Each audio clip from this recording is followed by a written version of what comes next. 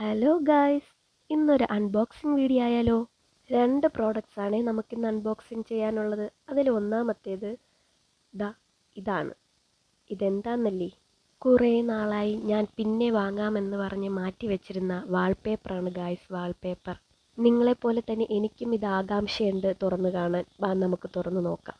പ്രോഡക്ട്സിൻ്റെ photos എടുക്കാനും വീഡിയോസൊക്കെ ചെയ്യുന്നവർക്ക് യൂസ്ഫുൾ ആയിട്ടുള്ള പ്രോഡക്റ്റാണ്.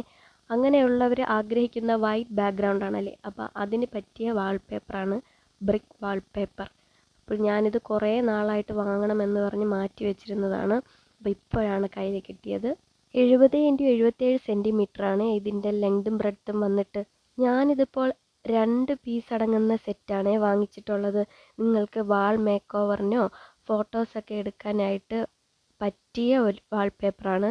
മീഷോയിൽ നിന്നാണ് ഞാനിത് വാങ്ങിച്ചത്. 215 രൂപയാണ് ഇതിൻ്റെ റേറ്റ് വന്നിട്ട്. ഞാനിതിപ്പോൾ ഫോട്ടോസ് എടുക്കാനാണ് മെയിനായിട്ട് വാങ്ങിയത്. വാളിലാണ് ഒട്ടിക്കാൻ ആഗ്രഹിക്കുന്നവർ അതിൻ്റെ സൈസ് അവർ തന്നെ അത് പ്രൊവൈഡ് ചെയ്യുന്നുണ്ട്. അത് നോക്കിയിട്ട് വാങ്ങിയാൽ മതി. ഇതിൻ്റെ ബാക്കിലായിട്ട് ഒരു സ്റ്റിക്കറുണ്ട്. അപ്പോൾ അത് ഇളക്കി കഴിഞ്ഞാൽ നമുക്കിതിനെ ഒട്ടിക്കാൻ പറ്റുന്നതാണ്. ഹീറ്റ് റെസിസ്റ്റൻറ്റും വാട്ടർ റെസിസ്റ്റൻറ്റുമാണ് ഈ പ്രോഡക്റ്റ്. അപ്പോൾ ആവശ്യക്കാർ വേഗം ചെന്ന് പർച്ചേസ് ചെയ്തോളൂ. ലിങ്ക് ഞാൻ ഡിസ്ക്രിപ്ഷനിൽ കൊടുത്തേക്കാമേ.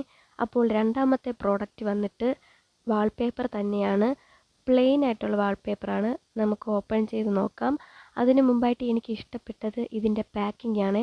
അത്യാവശ്യം കട്ടിയുള്ള ഒരു കാർഡ്ബോർഡിലാണ് ഇത് പാക്ക് ചെയ്ത് വന്നിട്ടുള്ളത്. ഈ കുഴൽ കണ്ടപ്പോൾ എനിക്ക് ഓർമ്മ വന്നത് നമ്മൾ ഡിഗ്രിയൊക്കെ കഴിയുമ്പോൾ ഗ്രാജുവേഷൻ സർട്ടിഫിക്കറ്റ് വരുന്നത് ഇതേപോലെ ഒരു കുഴലിലാണ്. പെട്ടെന്ന് എനിക്ക് അതാണ് ഓർമ്മ വന്നത്. അപ്പോൾ ഇതാണ് നമ്മുടെ പ്രോഡക്റ്റ്. പ്ലെയിൻ ആയിട്ടുള്ള വൈറ്റ് വാൾപേപ്പറാണ്.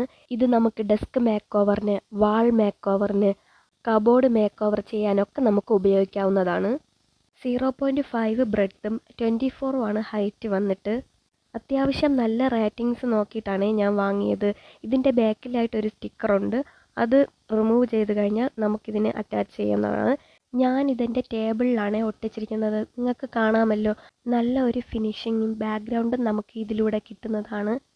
പിന്നെ ശ്രദ്ധിച്ച് ഒട്ടിച്ചില്ലെങ്കിൽ എയർ ബബിൾസ് കയറാനുള്ള സാധ്യത കൂടുതലാണ്. എനിക്ക് 1-2 അങ്ങനെ അബദ്ധം പറ്റിയായിരുന്നു. നിങ്ങൾക്ക് അങ്ങനെ പറ്റാതിരിക്കട്ടെ.